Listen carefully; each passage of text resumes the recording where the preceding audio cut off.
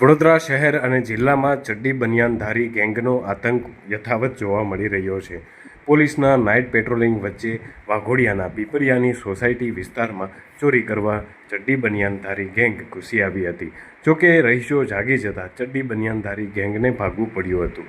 ચડ્ડી બનિયાનધારી gang સીસીટીવીમાં કેદ થઈ હતી, જે પ્રમાણે મોડી રાત્રે 1:30 વાગ્યાની આસપાસમાં એ લોકો ઘૂસી આવ્યા હતા. પોલીસે સીસીટીવીના આધારે વધુ તપાસ શરૂ કરી છે. પીપરિયામાં તસ્કરોની એન્ટ્રીથી લોકોમાં ભયનો માહોલ છે. સ્થાનિકોનું કહેવું છે કે બિલ્ડરોને રજૂઆત પછી પણ સોસાયટીની ચોક્કસ સુરક્ષા ઊભી કરવામાં આવી રહી નથી.